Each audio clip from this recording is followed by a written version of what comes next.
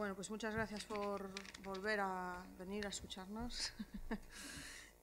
Como dijimos ayer, la idea que teníamos de trabajo para hoy consistía en lo que hemos llamado un conversatorio, que es un término que le escuché por primera vez a Adolfo Staleya. Sí.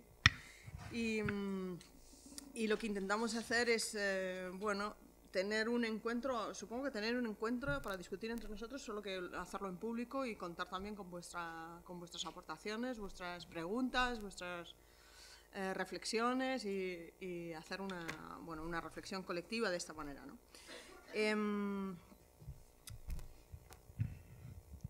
La razón por la que hemos hecho, o sea, por la razón por la que pensábamos hacer esto en el proyecto también, este tipo de formato en vez de una mesa redonda, como hicimos ayer, que también tiene su sentido, tenía que ver con el hecho de que, como todos los que estamos en el proyecto de investigación de expresiones religiosas en el espacio público, somos especialistas en religiones, pero no somos especialistas ni en perspectiva espacial, ni en geografía de la religión, ni en antropología urbana, quizá con la excepción de Óscar Salguero, que sí que ha trabajado sobre antropología urbana. Y necesitábamos, en un momento dado, nos damos cuenta, ¿no?, después del primer año de investigación, nos damos cuenta de que claramente necesitamos como tener una interlocución con personas que tuvieran una especialización mayor en esto y que pudieran aportarnos perspectivas en este sentido. Entonces, a partir de ahí surgió como esta idea de hacer justo este formato de esta manera por estas causas. Entonces, para ello, pues, si os parece, os presento, porque no he puesto los típicos cartelitos que ya me han echado la bronca ayer porque se me olvidó hacer los cartelitos para los ponentes, entonces, pues los presento tal cual, al aire, ¿no? La profesora María Lois y el profesor Adolfo Staleya, que en este momento son ambos profesores de esta facultad. La profesora María Lois es doctora en Ciencias Políticas y su especialidad es la geografía política, precisamente. Y su trabajo es muy interesante porque ha desarrollado desde el principio de su investigación, desde su tesis doctoral, desarrolló no solamente una perspectiva geográfica, sino que además una propuesta metodológica sobre cómo hacer perspectiva geográfica, utilizando, entre otras cosas, la etnografía en ciencia política. Y eso hace que su perspectiva sea particularmente compatible con nuestro enfoque de trabajo porque precisamente pues también, a pesar de venir de la ciencia política, trabaja incluso también mucho con antropólogos y con una perspectiva etnográfica que compatibiliza muy bien con nuestro enfoque. Y, corrígeme si me equivoco, María, pero más recientemente vienes trabajando sobre fronteras, sobre patrimonialización, ¿no? Y hace más tiempo que trabajabas en geografía electoral. Y bueno, no sé tanto el tema de fronteras porque es un tema un poco bueno, que de momento no lo hemos trabajado mucho, aunque sí que hay, por ejemplo, uno de los textos que trabajan el tema de religión sí que plantean la cuestión de la religiosidad en términos de negociación de fronteras urbanas. Pero bueno, es un punto de vista, no es muy así. Y sin embargo, los asuntos relacionados con la patrimonialización sí que han tenido en algunos casos un eco en las cuestiones religiosas, especialmente en aquellos casos de aquellas ciudades donde existen religiones mayoritarias o religiones hegemónicas, quiero decir, instituciones religiosas hegemónicas que tienen un arraigo histórico y cultural y que tienen, por lo tanto, una presencia en la ciudad a través de los bienes patrimoniales de una forma y otra, ¿no? Y la patrimonialización de la religiosidad también ha sido una estrategia de algunos de estos actores religiosos en relación con el nacionalismo religioso y cosas así, ¿no? Entonces, bueno, en ese sentido yo creo que hay cosas interesantes. Y luego, por otro lado, Adolfo Staleya, que tenemos la suerte de haberlo reclutado para el Departamento de Antropología recientemente. Yo sí que tengo la suerte. Somos súper suertudos, entonces. Gracias. Bueno, Adolfo, realmente también has estado trabajando sobre cuestiones de antropología urbana, más recientemente, sobre todo en el trabajo que hacías en el CSIC, ¿no? Y bueno, Adolfo Staleya es antropólogo, creo que también periodista, ¿verdad? Bueno, No, eso eso ya ya no no soy. Bueno, nadie somos eso, pero... y, y bueno, yo creo que sus trabajos son especialmente interesantes para nosotros ahora, en este momento, para el proyecto, precisamente por tu experiencia, no solamente sobre antropología urbana, sino específicamente lo que has trabajado sobre Madrid, también desde una perspectiva política. Y sí que también es interesante para nosotros tu perspectiva etnográfica en particular, en la medida en que tú has incluido siempre, desde que empezaste a trabajar, esta cosa de los ¿cómo se dice?, de los medios, los media, las mediaciones tecnológicas de diferentes tipos, digitales, cultura digital, todas estas cosas, que es algo que nosotros no estamos prestando una atención específica, pero que quizá es porque nos hemos despistado, no lo sé, y porque no hemos visto, no hemos sabido ver a lo mejor esa parte, ¿no? Entonces, bueno, para nosotros sí que sería muy interesante, bueno, lo que nos puedas aportar en este sentido. Y luego tengo que mencionar y recomendar absolutamente un artículo que, mira, lo había leído hace tiempo, pero lo había leído hace tiempo porque tiene un título absolutamente maravilloso, que nos ha dado también para algunas bromas, que es el de Asambleas al aire, la arquitectura ambulatoria de una política en suspensión. Tiene un título que yo me lo tuve que leer inmediatamente y que releyéndolo, en verdad, porque, bueno, pues al no estar muy relacionado con las cosas que yo hacía en el momento en el que se publica y tal, pues no lo presté, no sé, no pensé en la religión cuando lo leí, y sin embargo, releyéndolo ahora esta semana me pareció como que es súper imprescindible, ¿sabes? Y que teníamos que leérnoslo sí o sí, todo el equipo, porque sí que había unas cuantas aportaciones, tanto en cuanto, o sea, realmente en las referencias bibliográficas y en cosas así, pero también en cuanto a este uso del concepto de arquitectura, que es entre literal y metafórico, que resulta muy útil para lo que nosotros estamos viendo en la calle de los grupos religiosos y la forma en la que se hacen situaciones religiosas en la calle. Y es muy, muy interesante. Bueno, una vez dicho esto, pues sí que me gustaría un poco hacer una referencia general al proyecto para que, no sé, para tener una referencia un poquito más abierta del proyecto, ¿no? Lo que expusimos ayer pues fueron un poco las... sírvete si quieres.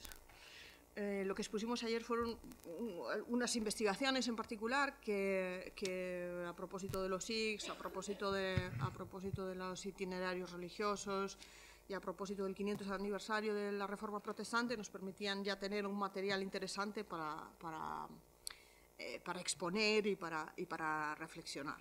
Sin embargo, estos casos que mencionamos ayer y que vemos con un poco más de intensidad encajan en toda una casuística grande que nos ha sido difícil reducir, porque la presencia de la religiosidad en la ciudad de Madrid es muy compleja, más compleja quizá de lo que pensábamos al principio, y ha sido difícil intentar reducir la presencia de lo religioso a unos cuantos eventos en particular, ¿no? Entonces simplemente quería mencionar que estamos haciendo un trabajo de investigación, que el conjunto del equipo está haciendo un trabajo de investigación sobre los casos que vimos ayer, evangélicos, SIGs, los itinerarios. Además, Alaitz Penas también está trabajando sobre plataformas de diálogo religioso.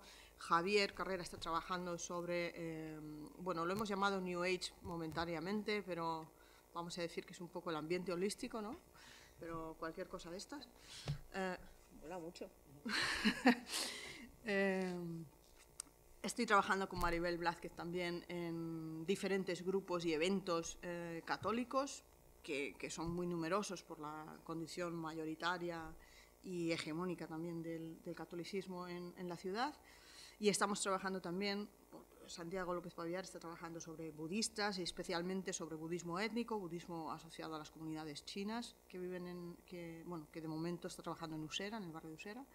Estamos trabajando también, especialmente Borja Martín Andino, sobre los adventistas. Estamos trabajando también sobre los musulmanes de origen bangladesí en el centro de Madrid, y estamos trabajando también con la fundación o asociación Al-Ahbeit de chiíes duodecimanos de origen iraní principalmente. Entonces, ¿se me olvida alguien? Yo creo que no. Bueno, entonces, como veis, tenemos realmente... Sergio Sábalos Evangélicos. Vale. Sergio Serrano. Entonces, bueno, como veis, realmente tenemos una panorámica grande. Entonces, una de las cosas que hemos encontrado en esta panorámica grande es que realmente ni siquiera tenemos, y esto es interesante, sobre todo es una aportación de Javier en este sentido, ni siquiera tenemos claro que podamos hablar de un concepto convencional de religión, porque cada una de estas formas y de estas expresiones de religiosidad o de espiritualidad en el espacio público que estamos observando obedecen a concepciones de la religiosidad completamente distintas, a concepciones de la labor del religioso en la ciudad completamente distintas, aspiraciones religiosas urbanas, que es un concepto que me gusta mucho, aspiraciones religiosas urbanas distintas en función de cada grupo y, sobre todo, grupos que organizativamente son muy diferentes entre sí.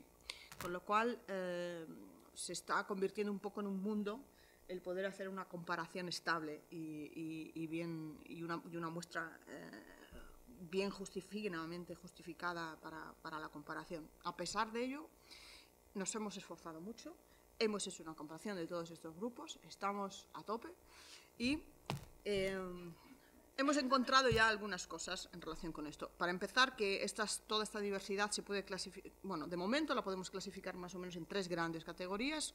Una sería la religión mayoritaria, otra serían las que tienen características en Madrid de religiones minoritarias, que por supuesto en otros lugares del mundo no son minoritarias, pero aquí sí que lo son, y eso les da unas características típicas a la hora de ocupar el espacio público y unas aspiraciones características también. Y un tercer grupo que realmente estaría más desorganizado, no desorganizado, sino sería institucional, por decirlo de alguna manera. No, supongo que es un término horrible, pero esa es la razón por la que utilizamos la expresión ambiente, porque no son instituciones, es un ambiente, es un agregado de gente que pasa por el mismo sitio y nos gusta esa expresión que viene, como sabéis, de Paul Hillas. Entonces, en relación con lo que está ocurriendo con la presencia de la religiosidad en Madrid, pues lo que estamos encontrando es que cada uno de estos grupos tienen estrategias distintas. Básicamente hay 2, ¿no? Pero que es estrategias de inclusión, estrategias de enfatizar la diversidad y también falta de estrategia, es decir, una conducta no estratégica en el espacio público también, ¿no?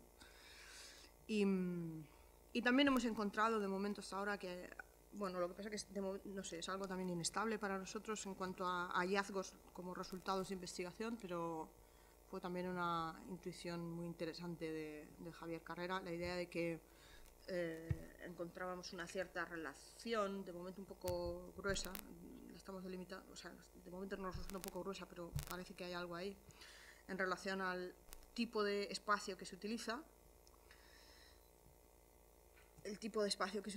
y la apertura del mensaje religioso.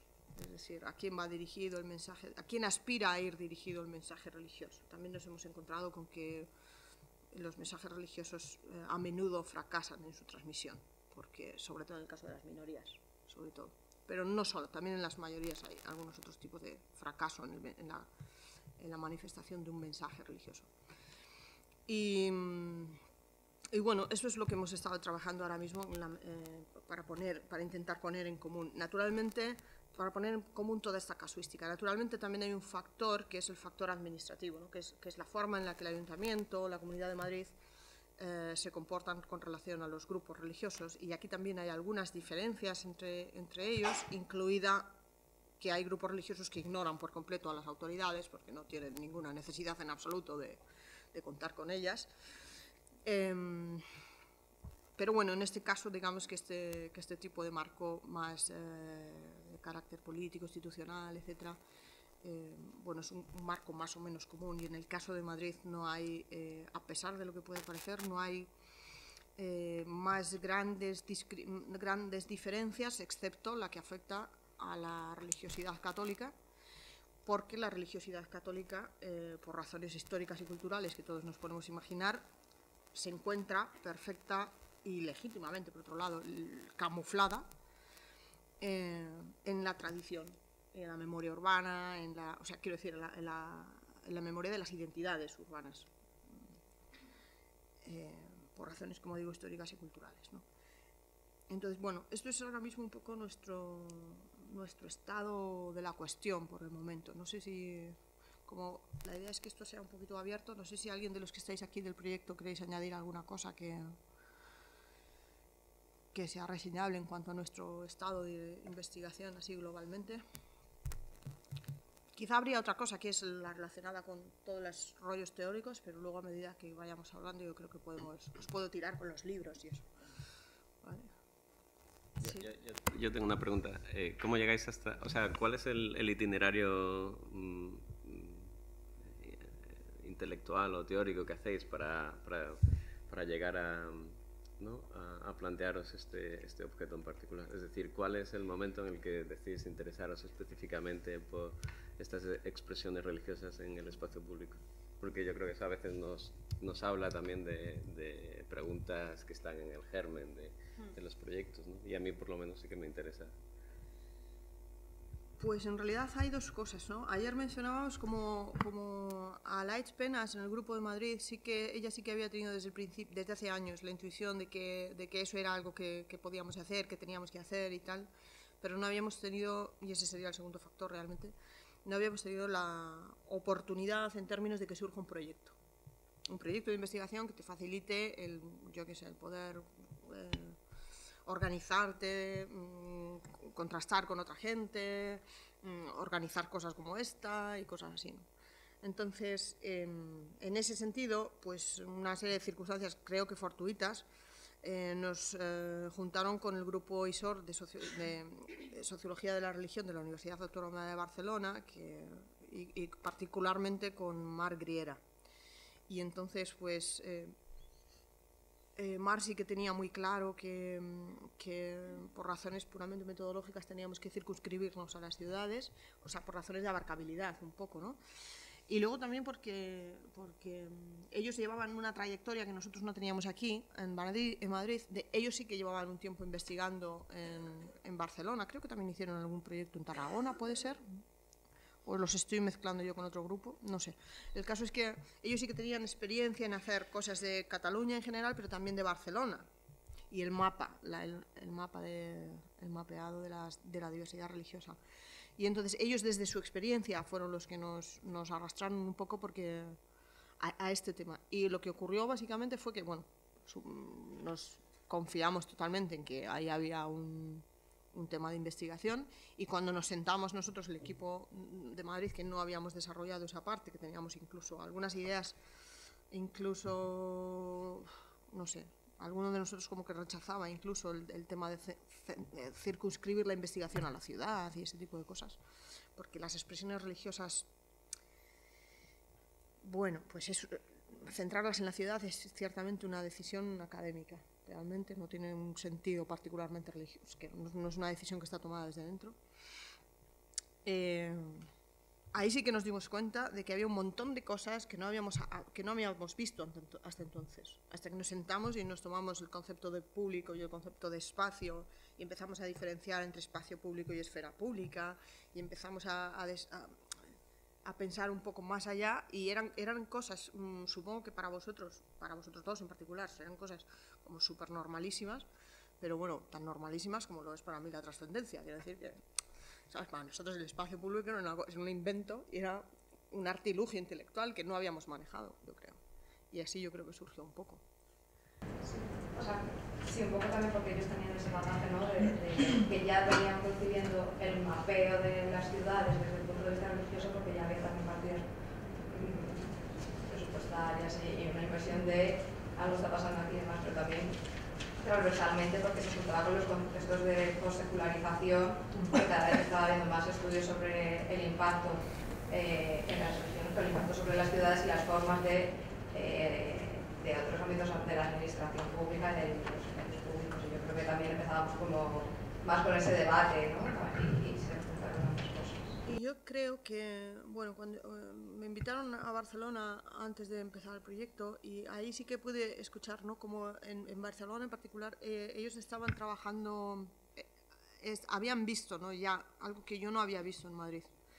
Habían visto en Barcelona cómo había un uso particular del espacio público y de la relación, y que había unas formas particulares de relación entre las identidades urbanas y, o sea, de Barcelona como tal y la identidad catalana, y que eso era algo que se estaba poniendo en juego por parte de los actores religiosos. Y ahora hablamos, por ejemplo, de los Sikhs al respecto, pero había sido muy significativo lo que había pasado, y recuerdo que dieron una conferencia sobre eso, lo que había pasado con la celebración de la Ashura de los pakistaníes, me parece que son los chiíes, bueno, no sé, la celebración de la Ashura en Barcelona, ¿no? Y cómo este tipo de imágenes tan llamativas, ¿no? Los sikhs con los turbantes o los chiíes dándose latigazos que bueno, ahora no se dan, pero se golpean, ¿no? Pues, este tipo de imágenes que eran como de religiosidades exóticas, vamos a decir, ¿no? Sí, porque quiero decir, es una construcción de la estética cosmopolita de la ciudad de Barcelona, que era algo que estaba en Barcelona, ¿no? Mientras que en la misma época aquí teníamos visitas papales en Madrid. Entonces sí que había un contraste grande, y en Barcelona se estaba trabajando esa imagen de la religiosidad desde la diversidad, y en Madrid no, en Madrid eran visitas papales. Entonces es otro tipo de fenómeno, también muy internacional, global, etcétera y tal, pero otro tipo de fenómeno. ¿Qué te ha parecido?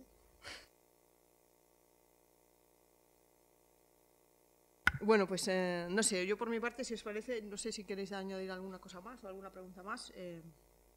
Paro aquí y me gustaría escucharlos. Podéis insultarme también y eso, y bien. Pero flojo.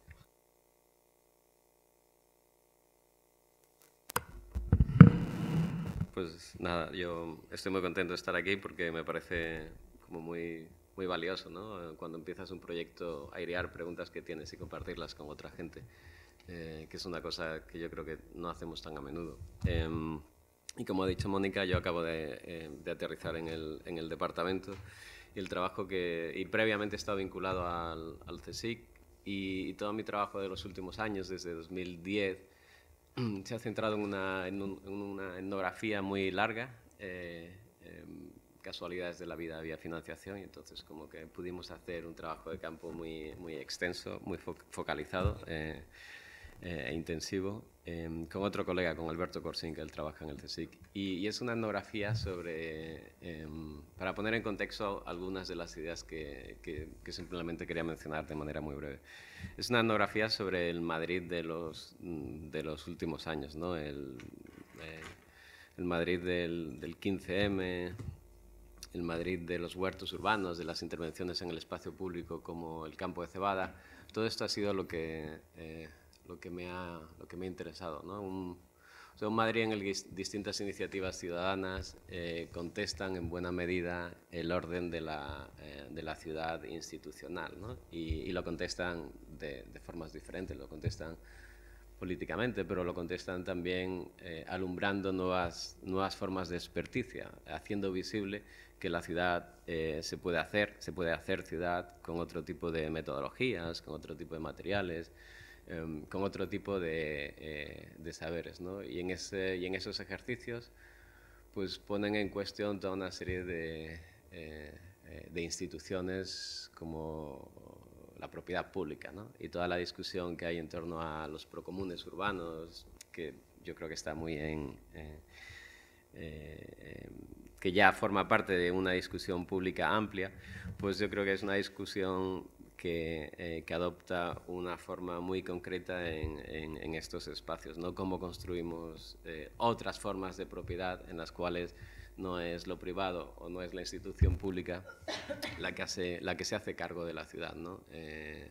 Son los propios vecinos y vecinas los que se ocupan de regar el espacio público, son ellos quienes ponen las luces, son ellos quienes limpian esos lugares. Y claro, todo esto requiere pues toda una serie de infraestructuras, de metodologías, de nuevos saberes, y eso es lo que me ha interesado.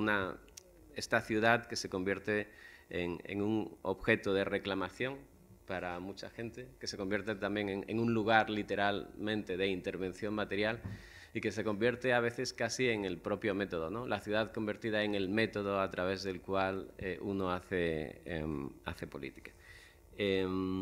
Entonces, cuando he leído el proyecto, claro, para mí expresiones religiosas no se han cruzado en ningún momento en mi trabajo de campo en 7 años. De hecho, el perfil de gente que yo he seguido es un perfil muy particular, salvo en los huertos urbanos, ¿no? Pero son muchos de las personas más concernidas con estos asuntos, pues son treintañeros, finales de los 20 hasta los 40, sin cargas familiares, muchos desempleados en el momento en el que yo participaba de esos proyectos y con unas enormes ansias de intervenir en la ciudad. Entonces es una ciudad, o sea, es una versión de la ciudad, una versión de Madrid, pues sociológicamente como muy parcial, ¿no? Y de repente pues se me aparece Mónica, viene con este otro objeto de estudio que son las expresiones religiosas y te das cuenta de lo parcial que es tu mirada sobre la ciudad, ¿no? Y en el fondo lo parcial que son siempre nuestras descripciones del espacio público, que yo diría que es una de las cosas más difíciles, ¿no?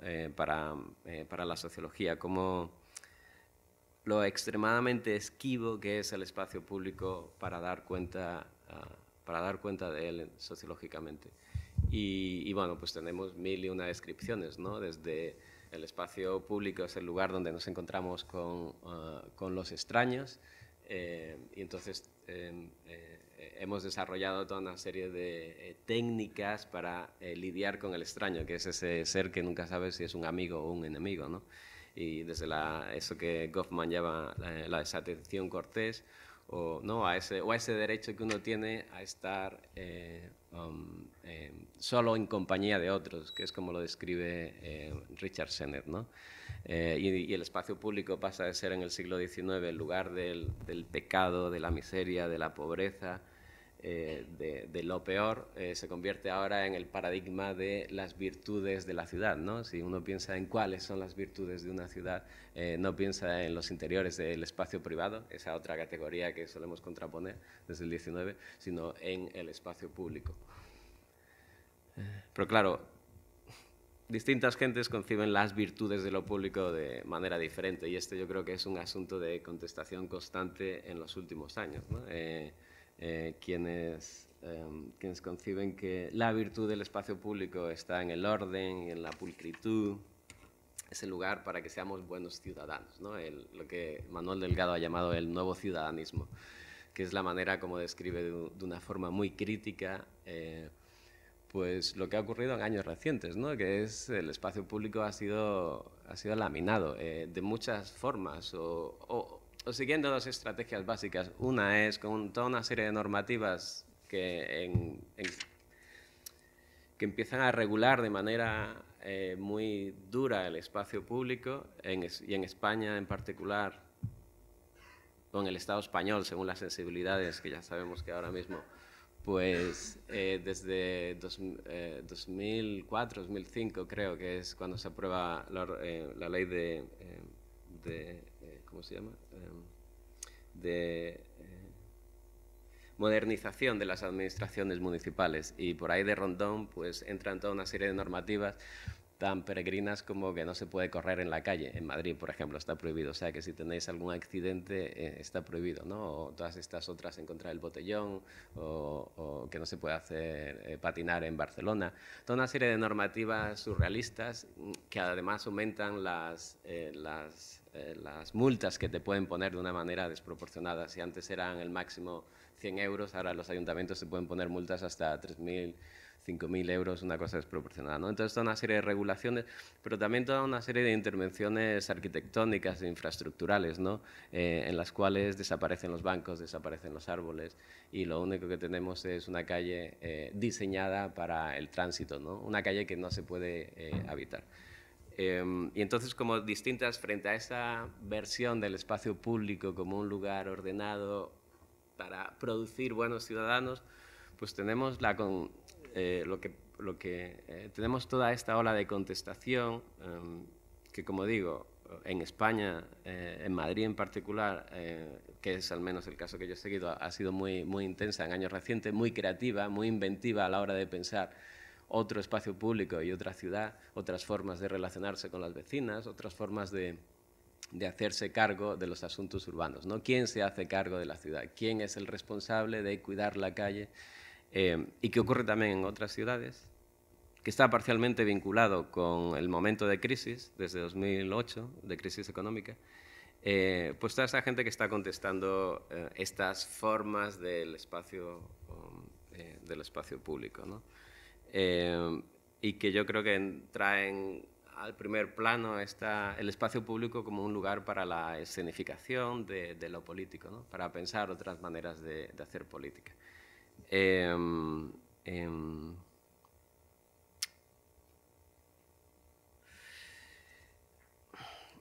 a mí, bueno, esta es la parte que me ha interesado y que Mónica mencionaba, todas esas metodologías, todas esas infraestructuras, la conversión del espacio público en un lugar para el aprendizaje. Para el aprendizaje a habitar la ciudad de otra manera, para el aprendizaje a hacer política de una forma distinta. Y toda una serie de preguntas que se nos abren. Mónica antes ha señalado que yo trabajaba en antropología urbana, pero en realidad yo raramente... La antropología urbana no es el ámbito disciplinar con el que más dialogo. Entonces suelo decir que mi trabajo tiene más que ver con antropología y ciudad. Y entonces, como me ha preocupado mucho estas iniciativas ciudadanas, que una de las cosas que hacen es producir conocimiento sobre el espacio público, en términos de, a veces hacen manuales sobre cómo hay que construir mobiliario, ¿no? O hacen manuales donde documentan sus metodologías. Son proyectos que producen conocimiento sobre la ciudad. Pues una de las literaturas con las que dialogo mucho son los estudios de ciencia y tecnología, y la historia de la ciencia. Pero esta relación, o sea, pensar entre antropología y ciudad en realidad es una manera de decir que así como la antropología urbana original, cuando la antropología se empieza a preocupar por la ciudad, piensa en lo que hace es elegir su tradicional objeto de estudio, pequeñas comunidades en la ciudad, y entonces hace antropología en la ciudad, pero en el fondo la ciudad no es objeto de estudio. Después empieza a hacer antropología de la ciudad. Yo diría que ahora uno de los desafíos que la ciudad nos está planteando es qué nuevos objetos de estudio encuentra la antropología en la ciudad y qué tipo de preguntas nos desafía a hacernos, ¿no? Como por ejemplo, ¿qué significa empezar a pensar en la religión, en las expresiones religiosas en un contexto urbano? ¿Qué tipo de equipamiento teórico no requiere pensar la religión cuando la sacamos, por ejemplo, del templo o de la intimidad, ¿no? Yo diría que a mí esa es una de las cosas que me fascina, incluso qué tipo de invenciones metodológicas nos plantea o nos pide realizar este otro tipo, abordar estos objetos de estudio. Y ya para cerrar, tres de los lugares o tres de las líneas de investigación o de las tradiciones teóricas que a mí me han resultado especialmente interesantes en los últimos años para pensar en estos objetos en mi trabajo empírico y para pensar la ciudad. Yo diría que una de ellas son los estudios de ciencia y tecnología, que es toda la tradición que viene de autores como Bruno Latour o John Law, Anne-Marie Moll. Estoy haciendo una descripción un poco parcial porque todos ellos son de la órbita de la teoría del actor red, pero bueno, es más o menos donde se configura este ámbito interdisciplinar. Entonces, una de las propuestas que traen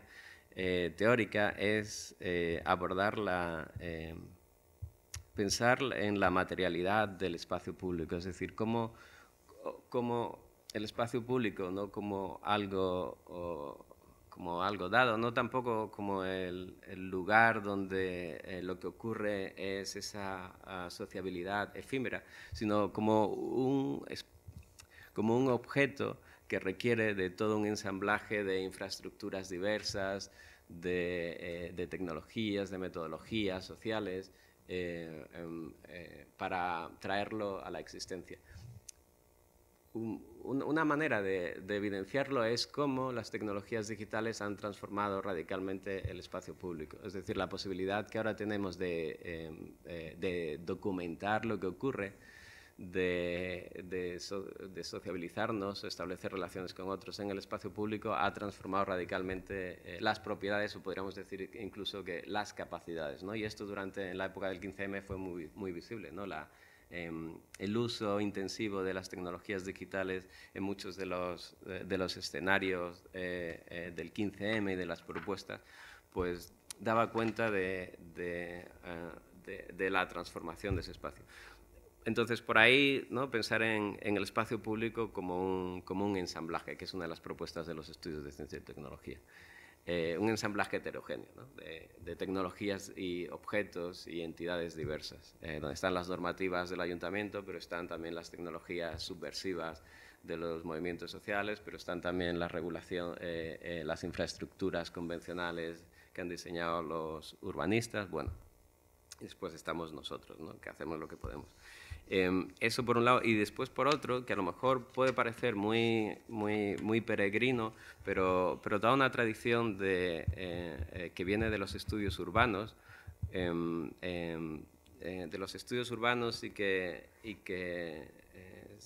y que bebe de los estudios postcoloniales, y que básicamente lo que plantea, o sea, y puede parecer peregrino, pero a mí me parece interesante por el desafío que lanza para los estudios urbanos. Y que una tradición que han desarrollado pues, autores como Abdulmalik Simon o Ananya Roy o Arundhati Rao. Sus estudios son sobre las ciudades del sur, sobre las ciudades, las ciudades pobladas de favelas, de villas miserias, de slums. Entonces, básicamente, uno de los grandes argumentos que hacen es no podemos pensar estas ciudades con las categorías que han alumbrado los estudios urbanos, tomando únicamente como modelos las ciudades del norte, ¿no? Londres, París, San Francisco, Los Ángeles. Los estudios urbanos han alumbrado una serie de categorías y de teorías para un tipo de ciudades que aquí nos sirven.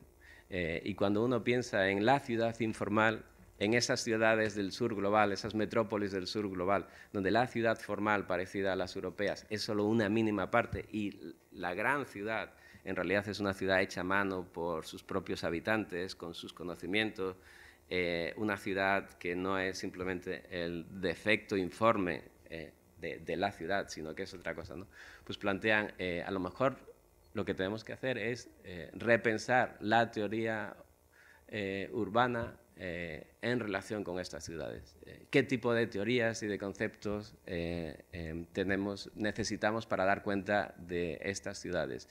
Y entonces es cuando Ananya Roy plantea, Arundhati Roy plantea esta idea de pensar en el slam o en la favela como teoría, ¿no? Emplazar la teoría urbana en la favela y construirla más bien desde ese lugar de la ciudad informal. Y esto es interesante, ¿no? Porque yo entiendo que muchos de los participantes en este tipo de expresiones religiosas pues probablemente vienen de otras geografías y a lo mejor para ellos tanto la ciudad como el espacio público en realidad significa una cosa radicalmente distinta a lo que significa para nosotros y nosotras, ¿no? Entonces, ¿qué tensiones o cuáles son los múltiples espacios públicos que están en juego en cada uno de esos lugares o de esos lugares donde estáis haciendo investigaciones, porque tú antes has dicho, ¿no?, distintas concepciones de la religiosidad, y yo diría, ¿y cuántas concepciones del espacio público y de la ciudad hay en juego, ¿no? O bien porque tiene que ver con su religión específica, o bien porque tiene que ver con sus orígenes geográficos, ¿no? Y yo, bueno, pues lo dejaría aquí. Y seguro que ahora tenemos como preguntas para ir. Sí, a mí me estaba, o sea, no al escucharte, me estaban surgiendo varias cosas. Una que decías, ¿no?, cuando decías que no habías hecho tanto antropología urbana como explorado la antropología en relación a la ciudad, o al revés, o las dos cosas. Sí que he visto como en la literatura sobre espacio y religión ha habido también una evolución semejante, desde los años 90 hasta ahora, que no es tanto tiempo, pero sí que ha habido una evolución en ese sentido. Hay una concepción que viene, pues, de la geografía cultural, creo, al principio, donde por lo menos la parte que se dedica a la religión se toma a la ciudad más bien como una especie de receptáculo, de alguna manera, y después ya eso se va viendo que, bueno, porque son los primeros trabajos que se hacen, y luego ya como que se va viendo que se está construyendo ciudad a través de las formas religiosas, y entonces eso ya implica también otro modelo de acercamiento a todo esto. Y esto último que estabas mencionando me ha parecido muy interesante, porque, bueno, por dos cosas. Bueno, en primer lugar, la referencia a las tecnologías son las que se... O sea, no a las tecnologías, sino a cómo la cuestión, no sé si has dicho digital o no sé cuál es el término que has utilizado, cuando en el 15M se ve como hay una transformación de la experiencia del espacio público a partir de, bueno, la experiencia online, más o menos. No sé si es solo eso, pero en una parte. Sí que nosotros es muy claro, es determinante en el caso de la cuestión religiosa, porque la diversidad religiosa era un fenómeno claramente urbano, pero ahora ya ha trascendido las fronteras de lo, o sea, urbano en el sentido convencional, ¿no?, de las ciudades, etc. Mientras que la diversidad religiosa ha sufrido una transformación fundamental desde los años 90, que es esa. Es decir, la diversidad religiosa ahora está a la mano y antes no lo estaba, para todo el que tenga a la mano un acceso a Internet, claro, pero teniendo en cuenta eso. Entonces, y eso es algo que ha transformado fundamentalmente nuestra visión, nuestra experiencia y la experiencia de los propios actores religiosos. Pero porque ahora hay un contexto que no existía antes. Quiero decir que tú estás en tu pueblo en Cantabria y de repente no se te ocurre hacerte, ¿sabes?, shivaíta en la India, pues no se te ocurre, porque, en fin, no conoces shivaítas y eso, pero bueno, ahora enciendes el ordenador y conoces shivaítas. Y esto es algo que ha transformado completamente la cuestión de la diversidad religiosa. Lo que pasa es que en realidad también constituye como otro campo muy específico acerca de la religión y su relación con los media.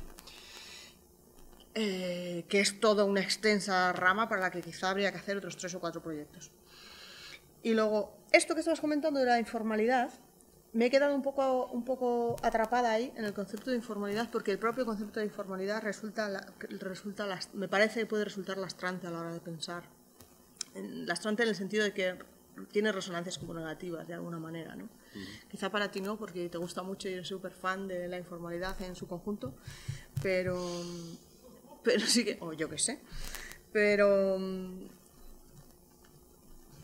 como que es un término que al final es una negación de la formalidad y vamos, no sé, a lo mejor María ha pensado más de estas cosas precisamente, ¿no? Pero sí que me parece interesante, y ya te comenté, ¿no?, que no había tenido en cuenta, también porque yo estoy trabajando justamente con el caso de los católicos, entonces yo no lo había tenido en cuenta, pero por ejemplo Carol sí que había pensado sobre estas cosas más a fondo, porque la población que representan los Sikhs, estos Sikhs en particular, porque hay otros Sikhs conversos o como queramos llamarlo, sí que vienen vienen de Punjab o al menos, o de Londres o de otros lugares, ¿no? Entonces sí que ahí se encuentran con otras tradiciones de experiencia de la ciudad que habría que explorar en cualquier caso, aunque no sé si la visión esta de formal e informal se queda limitada, porque probablemente encontremos, no tengo ni idea, pero probablemente encontremos que hay muchas formas distintas, no sé, no sé. Bueno, es un tema más para discutir. Bueno, yo, como dice Mónica, a pesar de venir de la ciencia política, tengo una cierta sensibilidad por estos temas. A pesar, ¿no? Entonces, bueno, yo lo que he trabajado sustancialmente no es nada relacionado con la religión. La verdad es que lo que me interesa de la religión es lo que sé a partir de Mónica. Pero sí que las otras cuestiones, pues bueno, me interesan más. Sobre todo, el tema este de la informalidad me interesa muchísimo porque creo que es un concepto absolutamente, por lo menos en nuestros trabajos, lastrante, no solamente para nosotros, sino para nuestros estudiantes. Convierte a la ciencia política en una ciencia muerta, porque estudia solamente lo formal y lo institucional. Un error terrible y una forma de entender el poder político de una manera muy clásica.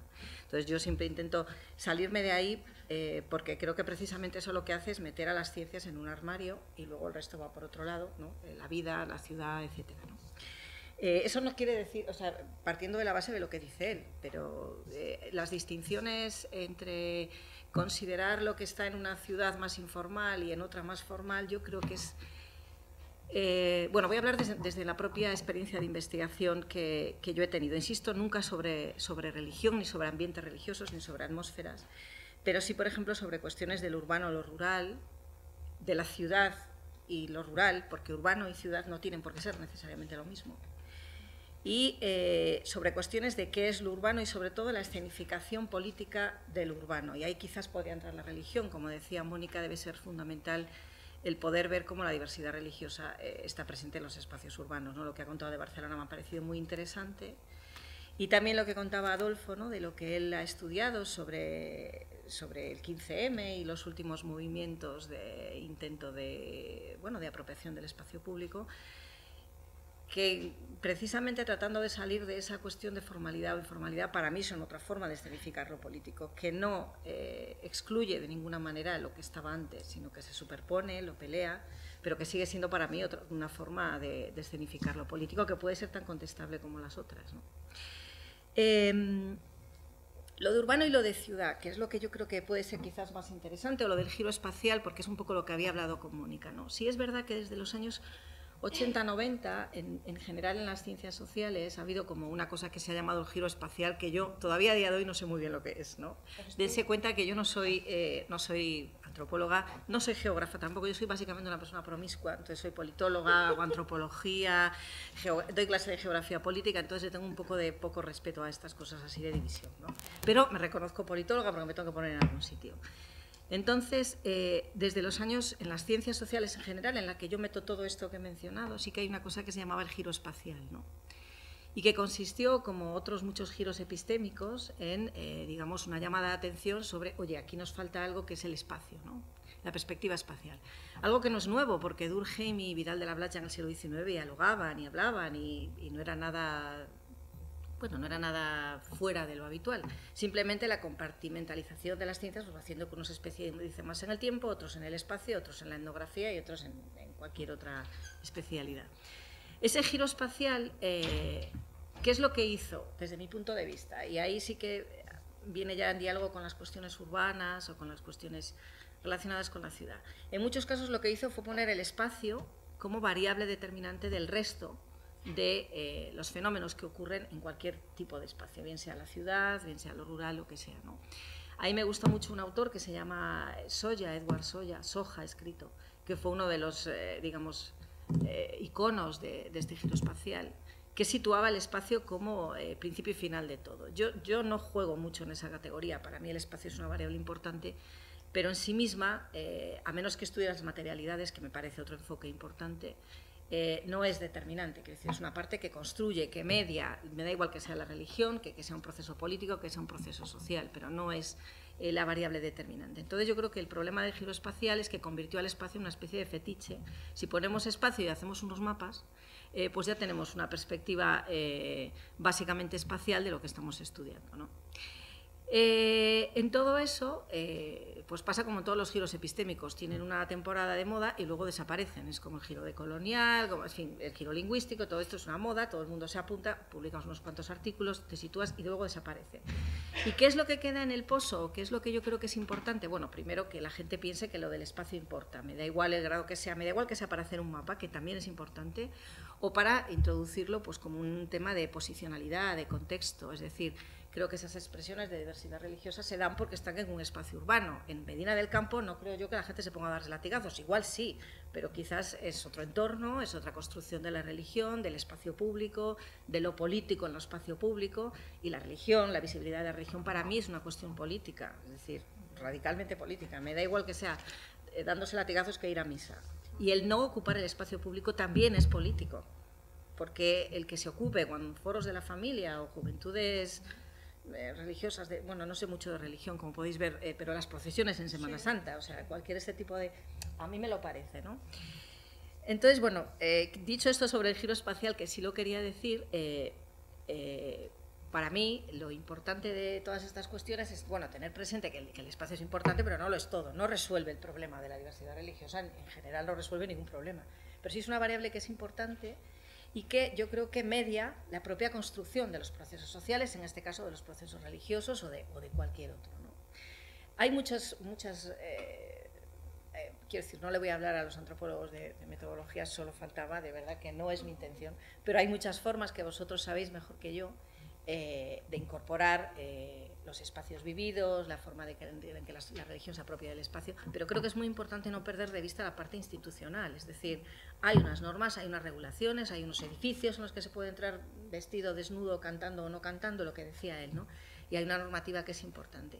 Y creo que todo eso confluye, ¿no? Y eso es importante tenerlo en cuenta en un trabajo sobre algo, me da igual que esté más formalizado o menos, como es la religión. O sea, en todos esos ámbitos entra la parte informal, entre comillas, lo de informal ya sabéis que, bueno, más informal, la parte más de un espacio de institucional y la parte más de conexión de estas propias diversidades religiosas. Para mí, seguramente hay una parte sustancial en la conexión de estos ambientes o atmósferas religiosas con las de otros lugares. Es decir, probablemente la posición de los, que no lo sé, estoy hablando de suposiciones porque no tengo ni idea de religión, pero probablemente los New Age o los grupos que se van constituyendo en diferentes espacios también están relacionados con su constitución en la relación de esos espacios con los espacios de fuera, es decir, con otros estados, con otros lugares, la propia división internacional de la religión, por decirlo de alguna forma, a nivel espacial que se va produciendo en diferentes países.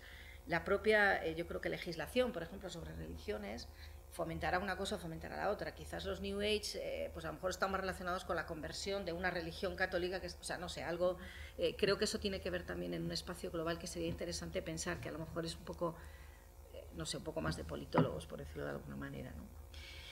Y luego ya en el tema propio del urbano, simplemente apuntar alguna cosa, pero porque a mí también me interesa y yo siempre le doy muchas vueltas. Todo esto son una especie de provocaciones para que, en fin, o sea, para intentar, bueno, pues aportar algo o decir alguna cosa que tenga sentido en un tema en el que no tengo mucha idea, ¿no? Que es el tema del urbano y la ciudad, ¿no? Yo no soy de Madrid, nunca he hecho trabajo de campo en Madrid, solamente en Villaverde, con lo cual mi visión es absolutamente parcial, localizada y contextualizada. O sea, para mí Madrid no tiene nada que ver con los huertos urbanos y con la M30, tiene que ver con la Boticher, con el polígono Marconi y con otra serie de cosas que no tienen mucho que ver con la imagen de lo urbano de Madrid, ¿no? Y esto me lleva a una cosa muy larga o a una discusión muy larga que hay en sociología, en antropología, bueno, en estas disciplinas en las que nos movemos, que a veces no tienen los límites muy claros, que es entre lo urbano y la ciudad. Es lo mismo lo urbano y la ciudad. ¿Quién empieza a hablar de urbano? ¿Con qué características? ¿Qué es lo que eso implica para un geógrafo, para un sociólogo que no tiene nada que ver? Y desde qué perspectiva te acercas a este tema. Los geógrafos normalmente son mucho más prácticos y acaban adoptando muchas veces una definición estadística para hablar de lo que es ciudad, ¿no? A partir de un determinado número de habitantes nos encontramos con una aglomeración ciudadana. Para mí el problema de lo urbano y la ciudad está en la definición sociológica más clásica que viene de la Escuela de Chicago y que empieza a hablar del urbano como una forma cultural, no como una forma de organización espacial, sino como una forma cultural, que esto de los antropólogos sabéis mucho de esto. y que está muy ligada a una forma determinada de entender las cosas, ¿no? Con sus centros, su orden, lo que decía antes Adolfo, su centro, su orden, su manera de hacer las cosas, y una manera también específica de entender lo que es la ciudad, o sea, una forma de entender lo urbano que implicaba una forma de entender la ciudad. Es decir, ciudades ha habido siempre en términos estadísticos, también antes de la modernización y antes de la época moderna. Pero, sin embargo, esa aparición de lo urbano casi como forma cultural, en algunos casos, y esto no lo digo yo, lo dice Lefebvre, que es un clásico, y otros autores, en muchos casos, al convertirse en una forma cultural, a veces desplaza otras problemáticas que están dentro de lo urbano, o del espacio urbano, si queremos, o de la ciudad, como es la clase, las prácticas no urbanas dentro de la ciudad, la religión, la periferia, etc. Es decir, cosas que no son netamente propias de esa forma cultural urbana y que ocurren dentro de lo que se pueda considerar un espacio urbano, si consideramos a Madrid como ciudad que llega hasta Guadalajara, o si consideramos la parte más urbana, que yo creo que eso también condiciona el objeto de estudio. Es decir, si nosotros estamos estudiando las formas religiosas o los ambientes religiosos e incluimos pues precisamente formas heterogéneas de ser urbano, por decirlo de alguna manera, o formas no urbanas de estar en la ciudad, y entendemos que existen prácticas no urbanas dentro de la ciudad y que forman parte también de la misma. Y eso para mí es un poco lo más interesante, porque quizá cuando hablabais de los grupos religiosos que no tenían estrategia, creo que apunté por ahí, ¿no? Que no tenían una estrategia determinada, ¿no? Seguramente no la tengan, pero a mí me resultaría interesante, por ejemplo, empezar a pensar en cómo se organiza esa diversidad religiosa fuera, es decir, cómo se va construyendo lo urbano de alguna manera, o cómo se organiza esa diversidad religiosa fuera de los que se consideran los espacios urbanos de Madrid, que terminan, en teoría, si hacemos una definición un poco estricta, terminan en la M30, no van más allá de la M30, que es donde se realiza toda esa contestación del urbano. Fuera también, pero la propia contestación tampoco entra en las formas del urbano, porque no son los huertos, es otra cosa. La forma de contestación de lo urbano se convierte también en sí misma en una forma cultural urbana, porque se hace a través de cuestiones muy ligadas a entender lo urbano como lo que se está produciendo en un centro. Es decir, en Villaverde lo que quieren los vecinos es que lleguen a centros comerciales y la gentrificación. Bueno, no sé si me explico, ¿no? Entonces, las propias formas de contestar eso a mí también me resultarían interesantes en términos religiosos, porque supongo que eso afecta también a la propia visibilización de la comunidad. No lo sé, no tengo ni idea de cuántas personas New Age se localizan en una zona o en otra, pero eso sí que sería interesante quizá explorarlo. Si se puede hacer, que no tengo ni idea, no lo sé. O sea, estoy hablando todo de esto de oído, o sea, de lo que yo me sé, intento, no sé, aportar. Carolina, ¿es Carolina? Sí. Bueno, no sé. No es que has levantado. Sí. No, porque se me ocurren muchas cosas, pero sí, empezábamos a acabar. Sí. Se me ocurren muchas cosas porque me está gustando mucho oíros, y ahora voy a hacer algo me lo voy a llevar a mi tesis, que está relacionado con el proyecto también, obviamente. Porque el colectivo que yo estudio, que son los SIR, en Madrid se sitúan precisamente en el polígono de Villaverde, y claro, pero también están pasando otras cosas. O sea, las dudas que yo venía teniendo y cómo estoy reestructurando ahora mismo todas estas cosas relacionadas con el proyecto que estoy comentando, es precisamente unir la política con el cómo se construye ciudad, no tanto lo urbano, pero sí cómo se construye ciudad, y cómo encaja las religiones minoritarias, en este caso el sikhismo ahí, ¿no? Que son prácticamente invisibles, como puede ser este caso, y cómo afecta, ¿no? Pero también están construyendo ciudad y también están participando de la construcción. Entonces, cómo se construyen los distintos modelos de ciudad para potenciar que sean de una manera o sean de otra.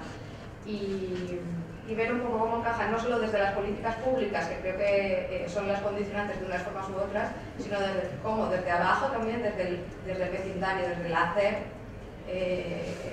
ciudad, hacer barrio, hacer participar de los espacios, son las sinergias que se van construyendo. Y ver un poco qué es lo que pasa para que sean formas tan distintas, porque yo estudio Madrid y Barcelona, ¿no?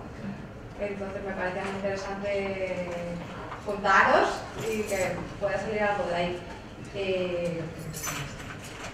Perdón, ¿en Barcelona dónde se sitúa? ¿Se sitúan también en barrios periféricos? Claro, no, la diferencia es que en Barcelona se sitúan justo en las zonas céntricas, se sitúan al lado de la Rambla. Pero tienen otros templos, pues, lugares que sí que están más en las zonas periféricas, también un poco por las economías de la propia ciudad o por los asentamientos de población punjabí que son más practicantes o diversas cuestiones. Ayer hablábamos bastante de ello, de cómo las políticas, ¿no?, también influyen en esto, pero también cómo las transformaciones de los barrios. Tenemos el ejemplo de cómo desde el 15M se generan enclaves, ¿no?, como puede ser la Puerta del Sol, donde desencadena, o daba la impresión que desencadena también un espacio de ahora todos podemos empoderarnos de utilizar para distintos reclamos la Puerta del Sol, y que desde ahí vayan naciendo distintas formas de no solo de tránsito, sino de apropiación o de uso y de compartir, que al final también es lo que, bueno, pues puede ir haciendo un poco posible. Y con respecto a lo que decía esta ley, también me quedaban bastantes cuestiones, como si ahora se está viendo el impacto de aquellas formas que nacieron en el 15M, ¿no?, que sí que hubo mucho movimiento asociativo, mucha implicación también de participación de los barrios, de nuevas formas de asociación, de nuevas implicaciones, como pueden ser los huertos urbanos, como pueden ser asociaciones de economías de tres maneras, ¿no?, que había muchas maneras de hacer, y si esto está metido o se puede percibir de otra manera, si se ha aflojado o no, no lo sé, en el impacto en la ciudad ahora. Es decir, seguimos en esas dinámicas y es una transformación de modelo de ciudad, o se ha calmado la cosa, o cómo ha sido el impacto, porque es importante que lo tengamos en cuenta, o bueno, seré porque estoy pensando lo mío y a mí me viene bien todo esto. Y luego me ha parecido también que cosas que, por ejemplo, yo no tenía en cuenta tanto como para este proyecto, pero sí que teníamos que tener en cuenta, es la ley de la modernización de la administración, que decía, que también creo que es importante, ¿no?, sobre toda esa gestión. Pensando también en Barcelona, ¿no?, cuando he dicho lo de los patinadores, es como, claro, es que pasan cosas que hay que regular, o desde la administración se ven las regulaciones, como pueden ser los patinadores, porque son muchos y pueden increpar en el tránsito de la ciudad, pero en contraparte también sirve para gestionar y darles una respuesta a una necesidad, que tener unos carriles por los que pueden transitar toda la ciudad. Cómo se van amoldando a dar respuestas a unas cuestiones que pueden ser más conflictivas o menos que otras, y cómo no se ha dado respuesta en una ciudad y en otra a determinadas cosas que sí que se prohibieron. Y con respecto a lo de hacer desde lo digital, que también comentaba Mónica, me encuentro en un sí pero no. Me encuentro en un sí pero no porque además sé que es algo que hemos hablado mucho, o sea que, y en investigaciones anteriores que yo la hice además de la etnografía digital, y que sí que es un factor que da rapidez a la comunicación, que nos acerca a todos a distintas religiones en este caso, ¿no?, porque si no fuese por las redes sociales, por internet, por todas estas formas de comunicación, no tendríamos conocimiento de muchas de ellas. Pero no sé si en religiones muy minoritarias surge esa velocidad de comunicación tanto como para que tenga un impacto de cambio en la ciudad. Me estoy explicando fatal en esto. Pensando, por ejemplo, también otra vez en los sí, que es pensando en cosas del 15M, es decir, la comunicación era directa, o ahora en cualquier manifestación, seguro que esta tarde en la manifestación que hay por lo de la violación o no violación supuesta, la relación con las tecnologías es tan rápida y tan inmediata que todos nos enteramos de Madrid, se están usando los espacios públicos de esta manera, se transmite y se conoce determinadas formas, ¿no?, de usar. Pero no sé si, por ejemplo, las religiones minoritarias que no utilicen tanto las redes sociales y que no estén en su ámbito, sino que hayan sufrido también unas migraciones transnacionales tienen tanto impacto como para que influyan en la transformación del concepto de ciudad. Es decir, no sé cuándo influye que los sí puedan poner una foto en su Facebook que esté paseando por la ciudad. De hecho, es que no creo que lo haga por lo que yo he visto. Entonces, no sé si eso pasa con más religiones o con más movimientos, o con más acciones, y no sé hasta qué punto... no sé. Bueno, no lo sé, no lo tengo muy claro, pero creo que es algo que tengo que reflexionar más y me ha traído ahí una perspectiva interesante. Sí, hay unos chicos allí que han preguntado por detrás también. Mira, hay tres por ahí. Pero yo creo que si respondemos así, hacemos como sacamos los temas o... Lo que tú mandas. Yo prefiero que vayamos así como respondiendo más o menos. Vale. Bueno, yo solo una mención muy rápida porque, o sea, dos de las cosas que has mencionado. Empiezo por lo último, ¿no? Esto que tiene que ver con la intersección entre las tecnologías digitales y la ciudad. Y específicamente sobre el espacio público, porque a mí es una de las cosas que me interesa mucho, porque es una de las cosas que vimos en el 15M, pero que está presente en muchos otros proyectos, es toda una serie de prácticas dedicadas a documentar y a relatar la ciudad. Un ejemplo paradigmático son los streamings de la paz, ¿no? Un desahucio, la policía intentando violentar una casa, la gente del juzgado abriendo y un mogollón de gente poniendo sus cuerpos delante para que no entre, y alguien, una persona o dos, haciendo un streaming y contando lo que está ocurriendo en la ciudad. Esa manera particular de relatar lo que ocurre en la ciudad en realidad era algo que hasta hace poco estaba solo en manos de las televisiones, que eran las que emitían en directo qué es lo que ocurría en cualquier lugar. Y ese es solo uno de los múltiples ejemplos de la capacidad que tenemos ahora, y que no tiene que ver ni solo con la ciudad ni solo con los movimientos sociales, la capacidad que tenemos ahora de documentar cualquier cosa. La fotografía digital de repente ha transformado radicalmente la fotografía. ¿Cuáles son los objetos que se fotografían? ¿Quién los hace? ¿Y cuáles son los momentos en los que esto ocurre, ¿no? Y tú te has centrado mucho en la comunicación, pero a mí lo que me parece... Pero hay un aspecto que no tiene que ver solo con la comunicación, sino con el archivo, con la memoria, y con quién relata y da cuenta de la ciudad. Porque, en el fondo, tanto el diseño de la ciudad como su relato, quien cuenta la historia de la ciudad, han estado siempre en manos de las instituciones. Los cronistas, los grandes novelistas, los grandes cineastas, no son ellos los que cuentan la ciudad. Y entonces hay muchas zonas de la ciudad que han sido ignoradas. O sea, una gran parte de lo que ocurre en la ciudad nunca ha sido objeto de los relatos, ¿no? Nunca ha sido contado, nunca ha sido narrado. Y ahora cualquiera tenemos esa capacidad, ¿no? Y entonces a mí me interesa, o sea, ¿qué significa fotografiar a los Sikh o a no sé qué otras expresiones religiosas en la calle? ¿Qué significa hacer visible que hay otras gentes no católicas, no cristianas, que de repente toman la calle? Y no el centro, sino la periferia. ¿Qué significa hacer visible la periferia que es ignorada institucionalmente, pero es ignorada también en nuestros relatos de qué es Madrid, ¿no? Y eso sería una cosa. Y la otra es, bueno, para ser más rápido, después, o sea, por no monopolizar, pero si quieres después hablamos de otras de las cosas que has mencionado. Sí, yo te iba a decir lo que te comentaba él, quiero decir, si entendemos lo urbano no como una forma cultural, sino como una potencialidad de construir cosas, sacarse fotos a los hijos, que los hijos se saquen fotos cuando vienen a la Plaza de España porque dicen que van al centro, como hace la gente de otros sitios, o quiero decir, de otros barrios que no son centrales, yo creo que también están efectivamente produciendo lo que es. Lo que sí es verdad es que también,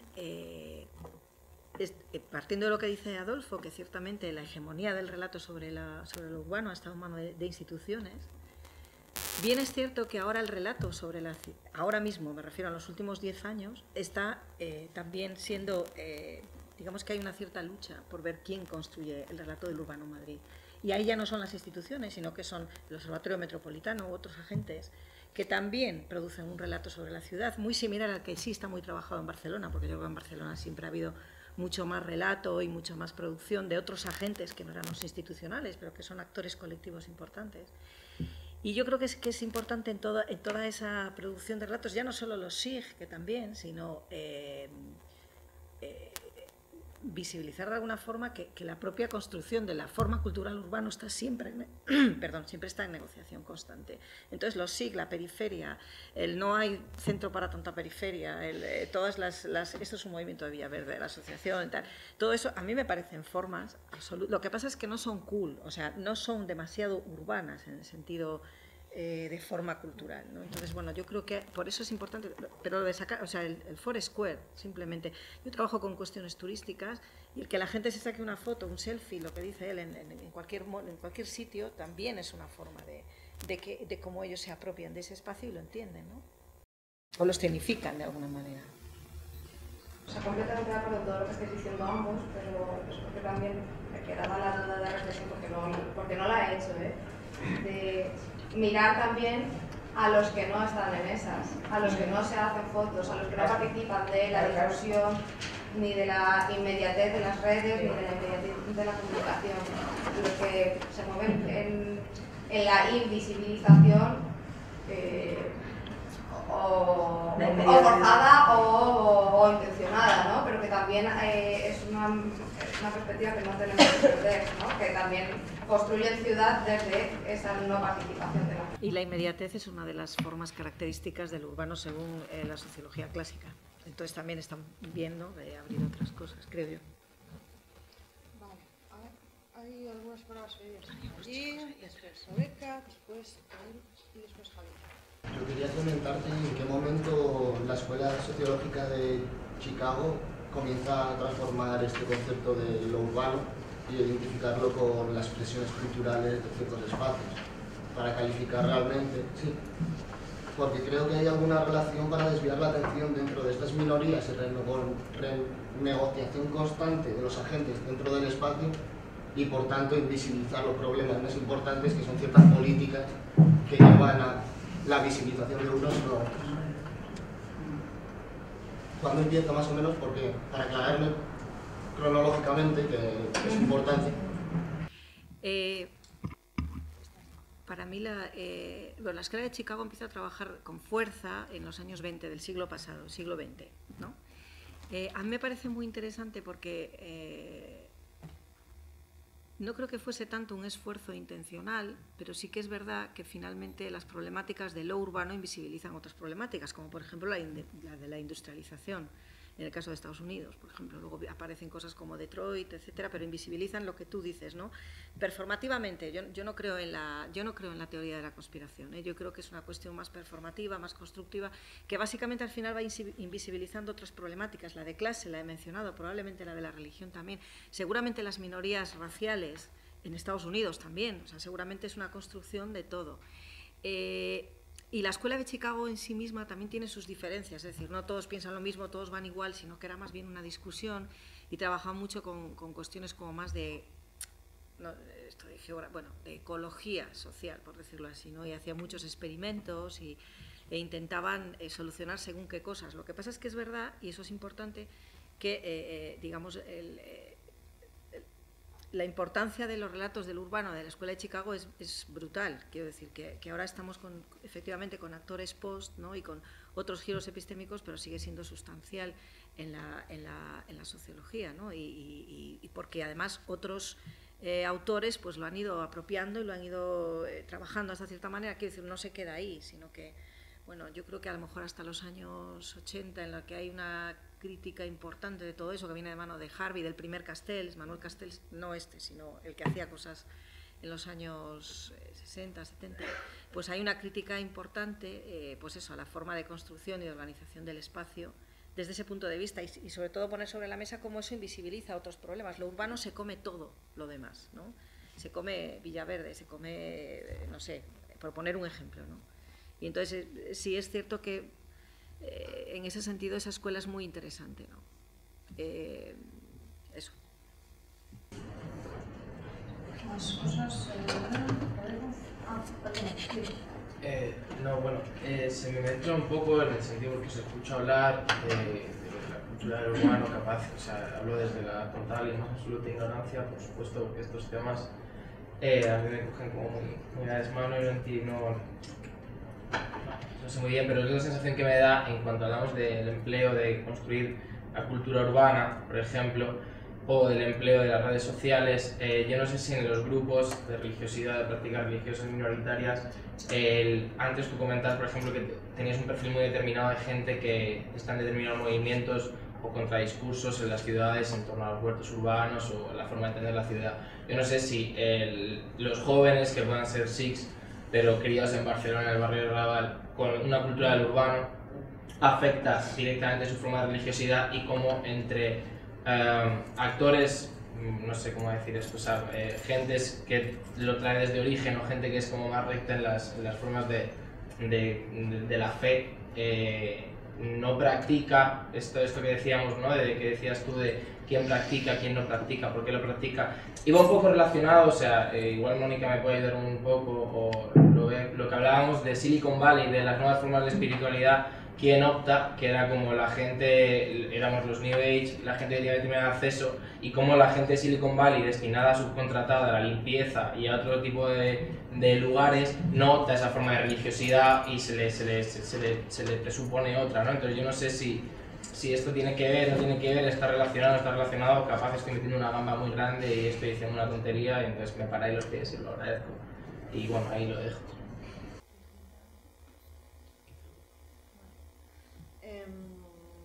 Bueno, resulta que sí que hay algunos estudios sobre esta cuestión que, o sea, has planteado como muchas cosas relacionadas, pero me ha llamado más la atención cuando has hablado a la última hora de lo de formas rectas de la fe, que es una cosa que has dicho. Eso es genial, ¿eh? Es muy interesante.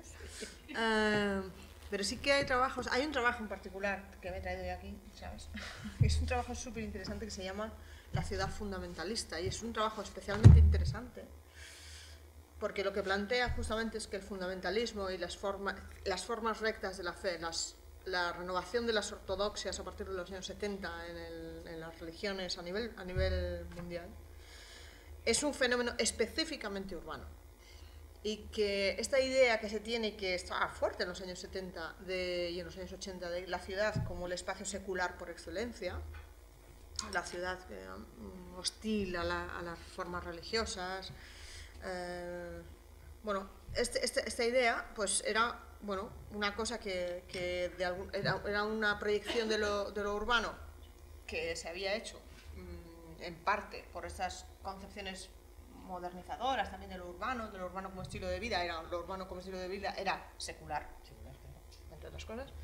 Y sin embargo lo que estos autores plantean es específicamente que esto es simplemente algo a lo que se le ha prestado atención, pero que al mismo tiempo estaba ocurriendo, solo que no se le ha prestado atención, pero estaba ocurriendo, que estaban naciendo las formas del fundamentalismo a partir de los años 70 y del tipo de reformas de los nuevos movimientos sociales y el tipo de reformas internas dentro de las grandes confesiones, ¿no? Que abarcan formas distintas de religiosidad. Entonces, sí que me parece interesante porque es algo a lo que justamente no se ha prestado atención, pero que de alguna manera, desde el punto de vista de los actores religiosos han recibido, y en este caso se hacen investigaciones sobre ciudades, en fin, no ciudades que consideraríamos producto de la modernidad, sino otro tipo de ciudades, o sea, lo que consideran es que el fundamentalismo es precisamente una reacción a determinados tipos de modelos de ciudad que se hacen y que nacen en las ciudades. No nacen, a pesar de que quizá en Europa se tiende más a ver los fundamentalismos o el integrismo y otro tipo de cosas de este estilo se tienden a ver como cosas arcaizantes y ruralizantes y no sé qué, y es justo todo lo contrario. Son formas modernas de religión, posmodernas quizá, pero en cualquier caso son fruto de la religión moderna, sin duda ninguna, y que son urbanas. Y no solo eso, sino que justamente cuando surgen lo hacen con toda la intención, absolutamente toda la intención, de transformar la ciudad. Otra cosa es que puedan, que partan del punto de los que tengan los recursos para ello, que tengan los contactos para hacerlo, que se encuentren, o sea, otra cosa es cómo puedan hacerlo o no, pero desde luego sí que hay, y que es también donde nosotros estamos poniendo el foco, ¿no? Nosotros estamos poniendo el foco menos en la ciudad y más en los actores religiosos y en cómo ellos interactúan. O sea, actúan. ¿Sí que? Es que sí, pues, o sea, yo no lo hacía no hablaba de una postura arcaica, o sea, que Paz no me expresaba bien, claro, no tenía por qué ser arcaica, sentido con los años 70, cuando se empieza este fundamentalismo, ¿vale? La gente que postula esto y que no se inculturiza, no se relaciona o no tiene ese contacto directo con las redes sociales, porque esto es un fenómeno relativamente actual, con la gente, los jóvenes que sí pueden practicar de esa fe, pero que se han inculturizado con esta herramienta en sí, y es una herramienta que de repente en un tema que no están practicando su fe, emplean su cotidianidad, por ejemplo, y por qué no lo van a hacer, ¿no? Y si esto dentro del grupo supone puntos de disputa, ¿no? O sea, es que no sé si me explico, a lo mejor es que te digo que no tiene sentido lo que estoy diciendo, pero yo sí... No sé, es que respecto a eso... Que tampoco sé, viste, el perfil de un SIC, no sé con la edad que puede tener un SIC, la edad que no puede tener un SIC, si hay jóvenes, si no, entonces a lo mejor no lo sé, o la gente que, no sé, la graduación, no sé, no me imagino un SIC que nace en Barcelona de 19 años, no me lo imagino, que se cría en Barcelona, no me imagino que practique la misma fe de la misma manera con un SIC que, viste, que llega de el país este. Sí, por ahí. ¿Entiendes? O sea, yo no lo sé, lo consulto, es más una duda que un... Lo que he encontrado Es que no hay una diferenciación muy particular al respecto de eso. Yo no recuerdo, o sea, en el caso de los católicos, por ejemplo, es como, yo qué sé, todos lo utilizan los que saben, los que quieren, los que pueden, y hay jóvenes que no lo usan y hay personas mayores que son, o sea, quiero decir, son sacerdotes, Twitstar, ¿sabes? Entonces realmente es un uso, no lo sé, no he explorado qué uso es, pero la verdad es que no he percibido que haya una diferencia clara, marcada al respecto. No lo he percibido. Creo que es una cuestión de oportunidad política también. O sea, es que no quiero empezar a volver a trazarlo, sí, pero es que en este caso sí que creo que es cierto que eso pasa por un lado, pero la oportunidad política que hay, por ejemplo, en Barcelona, para el empoderarte de ser sí desde joven y verlo y participar en la ciudad con tus características religiosas, no pasa, por ejemplo, en Madrid, porque no existen esas oportunidades políticas ni esos espacios. Entonces, mientras que allí los jóvenes sí que se empoderan de la vertiente más ortodoxa, aquí lo que se ha tendido es todo lo contrario, a dejar de la ortodoxia a un pluralismo religioso dentro de la comunidad y a despojarse un poco de su simbología característica de la religión para poder tener otras formas de inclusión social. Entonces, sí que participan de las redes sociales los jóvenes, pero más desde la característica personal, en plan soy un joven en el mundo, o de participación de cosas más de su país de procedencia, más cosas culturales, lo que sea, y allí sí que algunos de ellos, los más ortodoxos, sí que se empoderan, pero también es cierto que creo que es una cuestión de oportunidades políticas y de cómo se gestionan las ciudades, de que luego hay que cada región haya su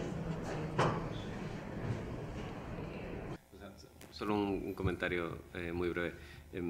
O sea, porque yo creo que... O sea, estáis hablando de qué uso hacen específicamente los creyentes de estas tecnologías, pero una vez que estas expresiones religiosas se escenifican en la calle, no son... se convierten en objetos que pueden ser retratados y relatados por cualquiera. Entonces, la expresión religiosa ya no es únicamente pertenece a sus creyentes. Entonces, o sea, no sé, esto es una pregunta empírica, no sé si cuando los Sikhs salen en sus procesiones, pues hay gente que les fotografía, ¿no? Entonces eso es, si ocurre, claro. Si no ocurre, no. Pero si ocurre, no necesariamente han de ser únicamente sus creyentes, ¿no? Y entonces, o sea, que a lo mejor es irrelevante el tipo de preguntas que nos plantean, pero a mí o sea, sí que creo que eso cambia el escenario de qué es la calle y qué capacidades tiene la calle y qué es lo que ocurre y cuánta memoria se guarda de eso ¿no? Y qué resonancias tienen después esos documentos. O sea, la calle ya no es únicamente el lugar ese donde, de relación efímera donde ocurre algo, sino donde ocurre algo se documenta y queda documentado, y no solo por ti, sino por extraños también, ¿no? Y quizá, no sé, por qué no, pero siendo en el contexto de Barcelona, tal y como lo planteáis, también se convierte en objeto de consumo cultural en sí mismo. Sí, sí. Y supongo que documentarlo, pues bueno, también, quiero decir, incluso la propia forma de escenificarse en el espacio público probablemente venga muy relacionada también con, pues, lo que decía él, esas prácticas y el consumo cultural de la propia práctica, cómo eso se patrimonializa también como parte de las memorias cosmopolitas de la ciudad, y esa relación con lo de fuera, y no sé, que yo no tengo, pero me imagino que podría ir, Sí. a lo mejor no sé. Sí, gracias. Rebeca. Yo es que, como hemos venido aquí al 15M, pues estoy un poco comparando, ¿no? Y, no sé, creo que habría que hacer, no, me lo he apuntado porque es un lío, ¿no? Hay que hacer una distinción entre presencia física estable y presencia física transitoria. Y me explico. Por ejemplo, en el 15M sí que, o sea, cuando has dicho que para el 15M el espacio es un objeto de reclamación, es cierto, o sea, se han reclamado solares, locales, abandonados, y en algunos casos, estoy casi hablando un poco por mi barrio, por lo que yo he visto, ¿no? Y entonces comparo un poco. Y ese tipo de reclamaciones no lo hace una comunidad religiosa, mientras que sí que lo ha hecho. ¿Perdón? Bueno, ahora estoy pensando en lo de los cementerios, pero hay lugares para culto, pero no han reclamado, ¿lo han reclamado? Sí, pero de sitios así que son de la administración, y no. Bueno, pues entonces nada, retiro lo dicho. De todas formas, el 15M, que no solamente que haya logrado ocupar espacios, no ocupar, sino que al final ha adquirido esos espacios públicos, o sea, que tiene permisos, digamos, ¿no?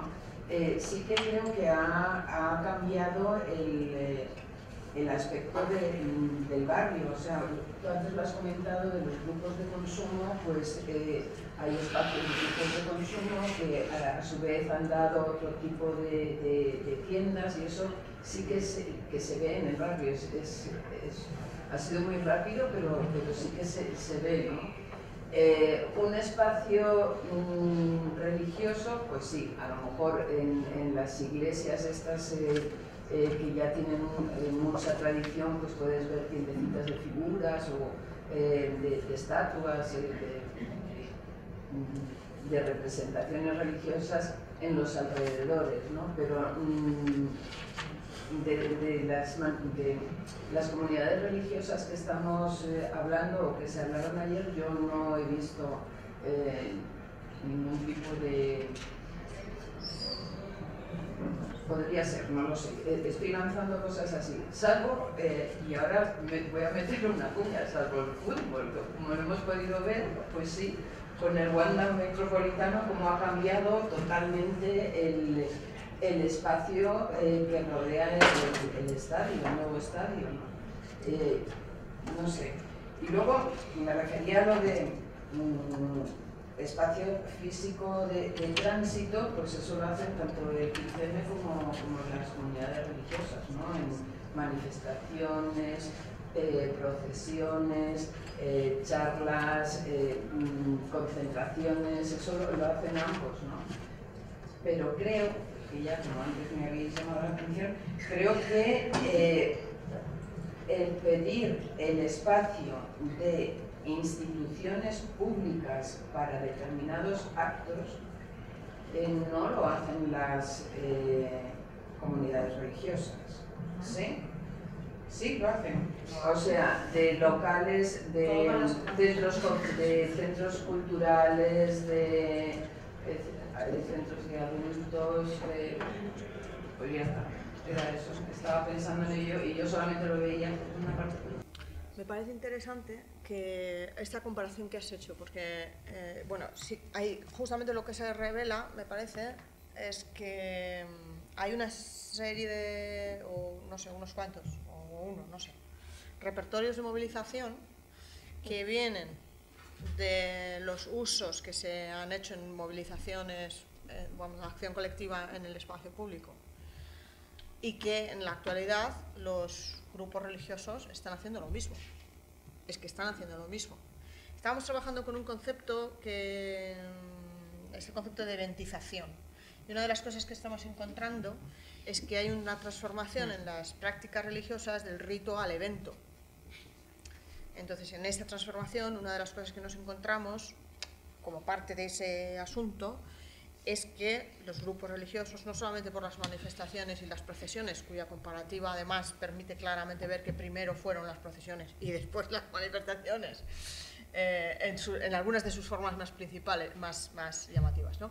Sino que en esta ocasión lo que vemos es que se trata de que hay repertorios de movilización y cuando hay una movilización religiosa existe la posibilidad, y ahora es cuando se está desarrollando más de forma más extensiva o intensiva, no sé, existe la posibilidad de que los grupos religiosos utilicen repertorios de movilización que no eran tradicionalmente los suyos. Entonces, claro, han renovado completamente su repertorio y están haciendo cosas.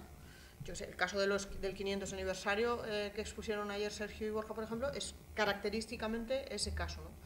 Pero también existe el propio caso de, que he citado antes de las visitas papales. El concepto de eventización religiosa se desarrolla precisamente para estudiar lo que ocurrió en la ciudad de Colonia con la llegada del Papa, que en ese momento no sé si era pero ¿cuál quiero decir? Transitorio, como lo es una movilización, ¿es transitorio o no? Depende de cuáles sean las consecuencias. A eso me refiero, que hay una distinción entre algo físico-espacio y algo físico-transitorio, físico-espacio. Esas movilizaciones que estás diciendo son pasajeras, transitorias, en un tiempo determinado, mientras que el 15M ha conseguido espacios físicos fijos, ya estables. No sé lo que ha conseguido el 15M en ese sentido, pues pero... está el espacio de los huertos urbanos, están espacios que se han adaptado a como un espacio cultural libre.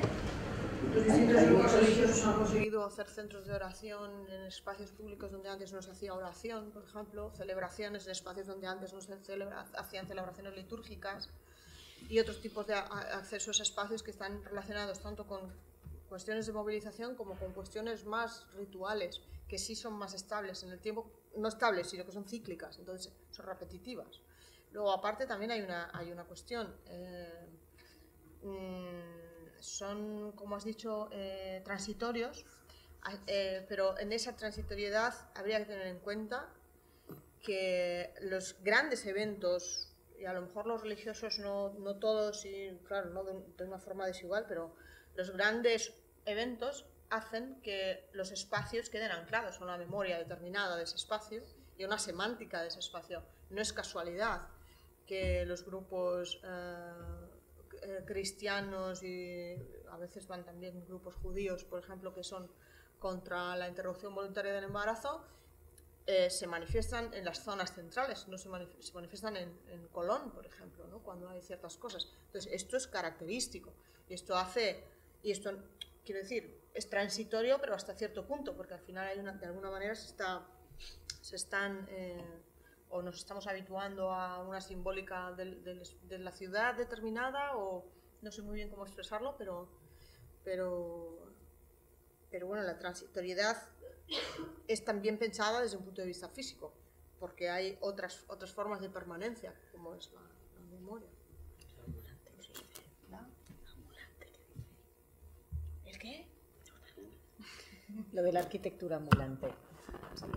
No, pero, o sea, yo por volver sobre tu comentario, o sea, yo antes no pretendía comparar el 15. Ah, vale. O sea, porque no sé, O sea, yo he traído el 15M solo para ilustrar el tipo de aparataje teórico que a mí me ha pedido intentar dar cuenta de, ¿no? Y si este aparataje teórico y los lugares a los que yo miro cómo se ensambla el espacio público, sí, eso puede ser interesante aquí, ¿no? Pero esta idea de los eventos, o sea, también hay toda una discusión sobre urbanismo eventual, ¿no? Que es el urbanismo hecho de eventos, pero que es también el urbanismo que es ocasional y puramente efímero, que es un urbanismo muy propio de muchas de estas intervenciones, ¿no?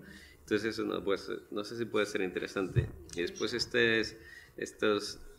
o sea, claro, y hay en estudios urbanos hay toda una literatura sobre eventos culturales y deportivos y cómo, ¿no? Empezando por las Olimpiadas y siguiendo por... y en qué medida estos han sido instrumentos para el rediseño de la ciudad. Pero volviendo ¿no? a esta que parecía como que tú le restabas relevancia que pudiera tener a esa condición efímera de muchos de estos... O sea, yo creo que hay pocos lugares donde uno, o sea, bueno, no sé, pero yo las únicas veces que me he cruzado con la presencia manifiesta de otras religiones en esta ciudad y en esta sociedad es en la calle. Es decir, en raras veces tomo conciencia de eso, ¿sabes? Y no sé si entonces la calle es el lugar donde...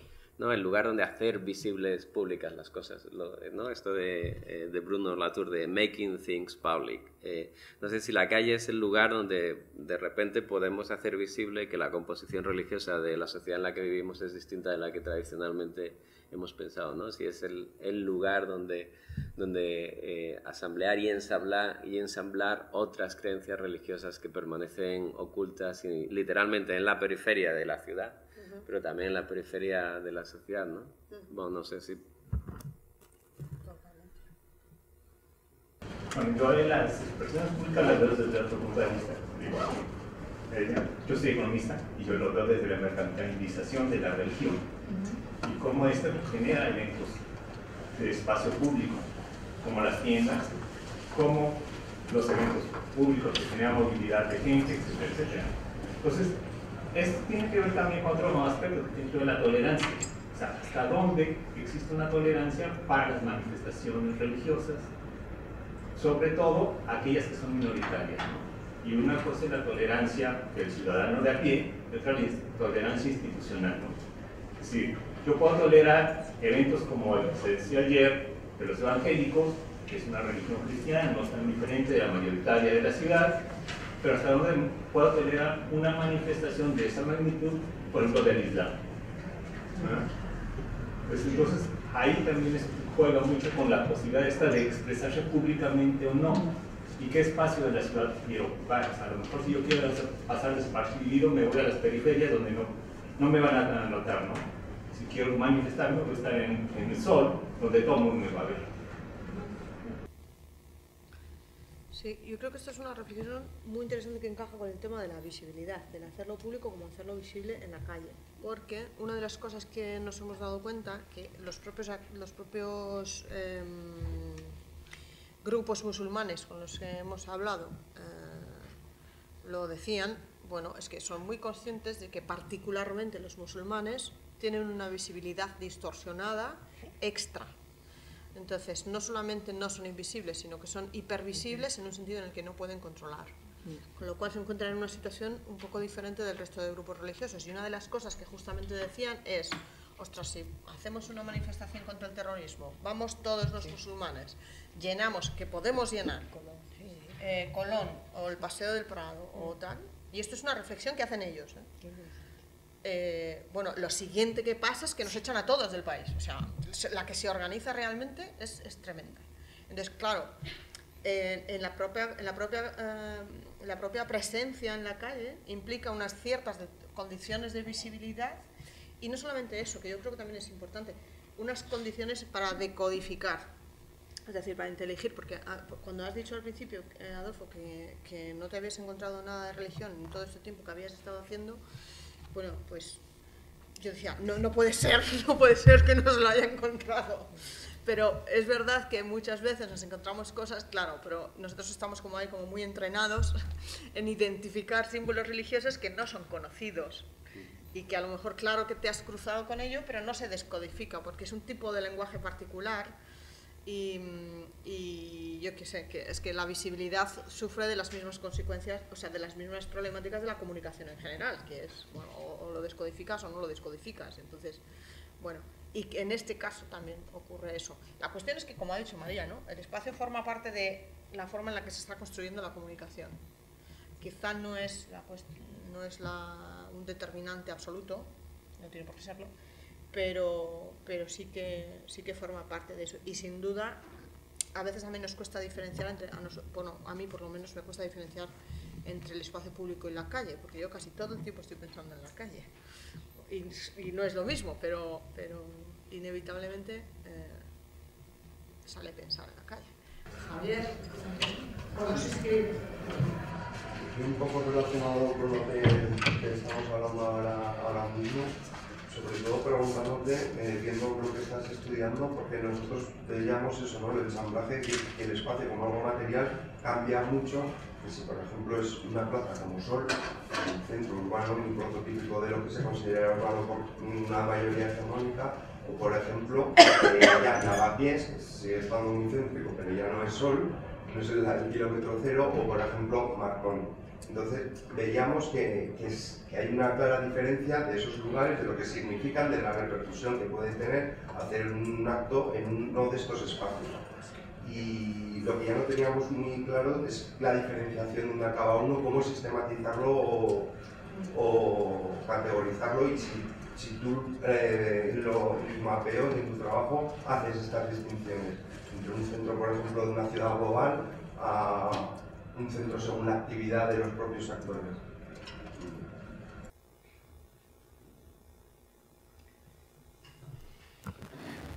O sea, yo pensando en términos de eventos, ¿no? Porque yo participé durante un par de años en la Asamblea de Lavapiés y entonces, bueno, pues si pensamos, o sea, ahí sí, a lo mejor sí podemos comparar objetos urbanos, ¿no? Un gran evento, aunque sea una asamblea, pero es como esas instalaciones temporales en las que uno se apropia del espacio público. O sea, a mí una de las cosas que me interesaban es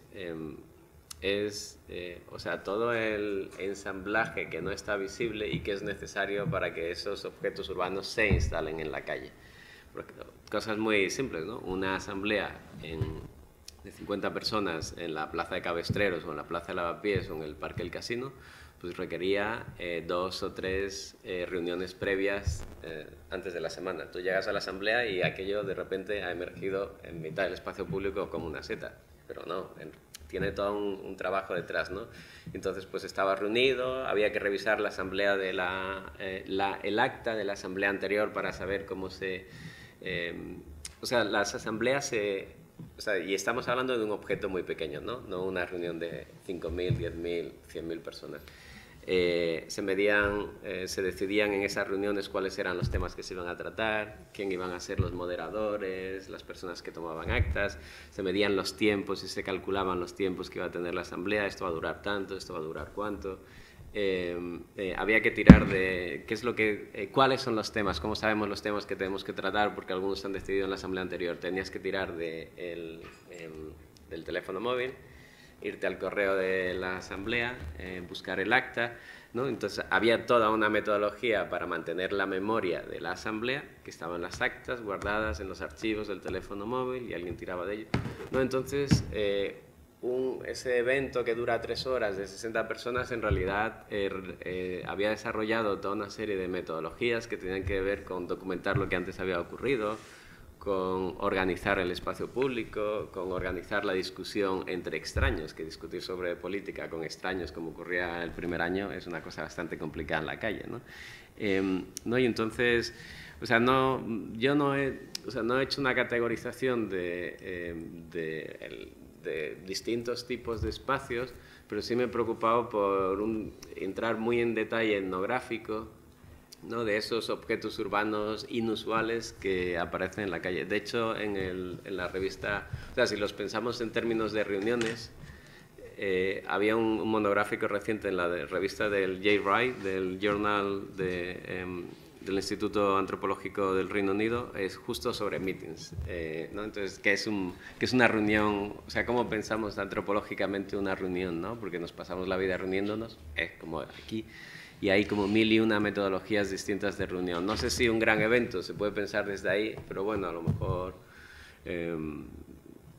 o sea, no sé si... Creo que no te he respondido, pero bueno.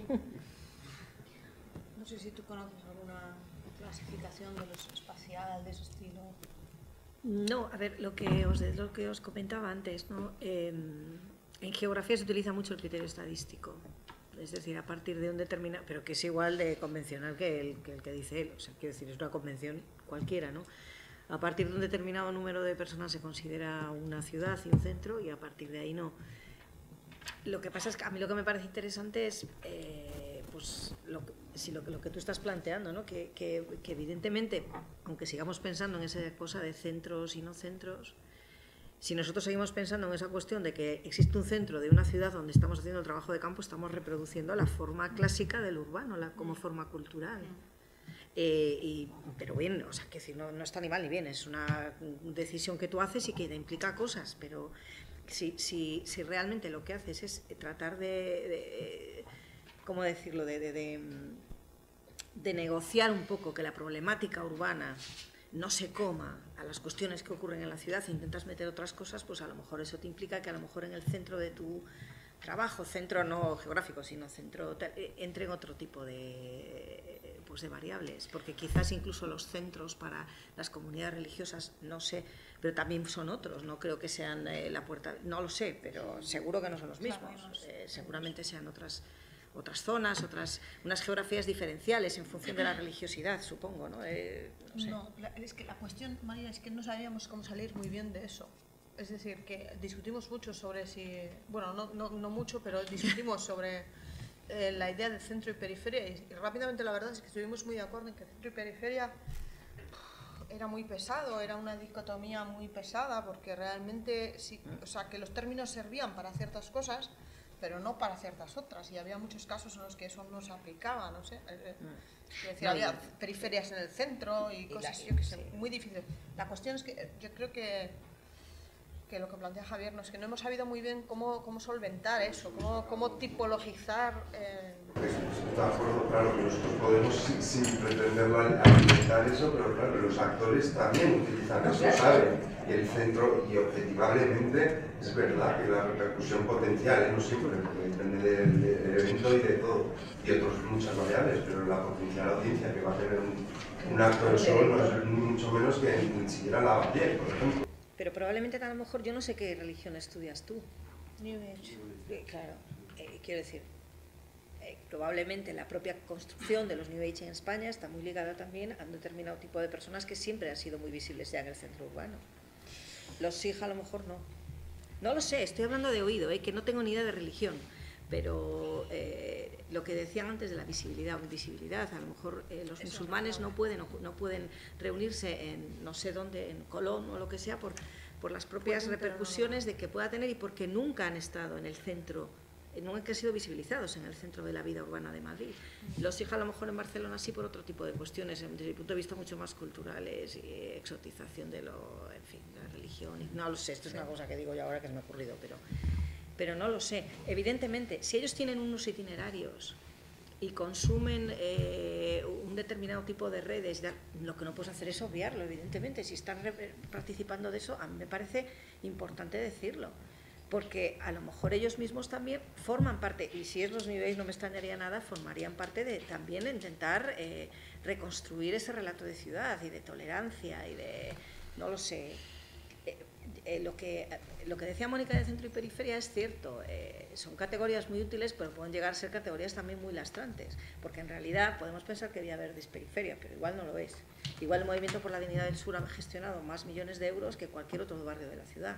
Entonces también tendemos mucho a asociar que lo que está en la periferia está ahí y que lo que está en el centro es lo urbano. Y resulta que a lo mejor no, que la periferia, precisamente por autodenominarse periferia, negocia genial con el centro y consigue unos equipamientos urbanos que el centro no tiene.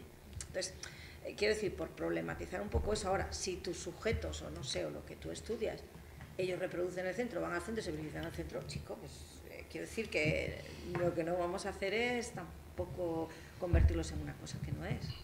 Pero aquí, perdón, muy rápidamente, para resolver el problema este de la dicotomía centro-periferia, Abdulmalik Simón, y no es el único, pero él lo que plantea es que dejemos de pensar, o sea, no solo en relación a la periferia urbana, sino a la periferia y a la relación norte-sur. O sea, dejar de pensar en la periferia como una localización geográfica y comenzar a pensar en ella como un tipo de relación particular en la ciudad que está caracterizada pues, por ser frágil, por ser vulnerable, ¿no? Entonces, de repente puedes encontrar que la periferia, como tú decías, ¿no? Pues está en cualquier lugar geográfico, ¿no? Entonces hay periferias en la periferia geográfica, pero en otras ocasiones las tienes justo en el centro. Quizá Lavapié, desde determinadas perspectivas, podría ser enormemente periférico, ¿no? Y entonces la periferia como un tipo de relación y no como una localización geográfica. Bueno, es la 1, así que es el momento en el que nos tenemos que despedir. Lamentablemente había algunas palabras pedidas que no hemos podido atender, pero nos quedamos por aquí y... Vale. Que podemos seguir, pero un poco más porque tendréis clase.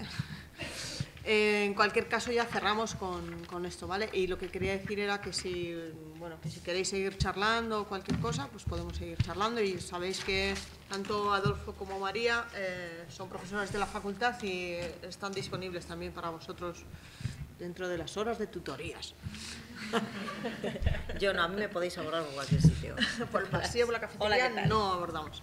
Bueno, pero bueno, que aquí estamos y que seguiremos trabajando sobre estas cosas. Entonces, no sé si querías plantear alguna última cosa, Antonio.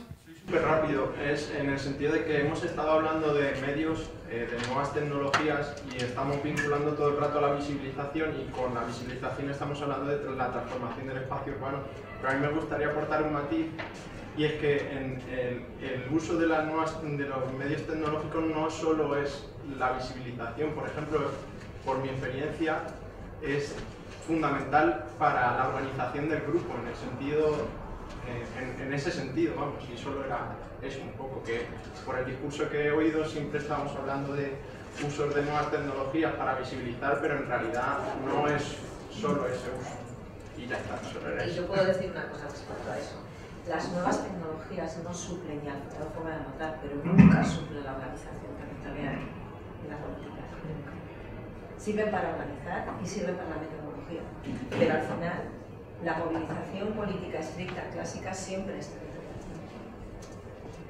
¿Estás de acuerdo o la quieres matar? Pues no, para nada.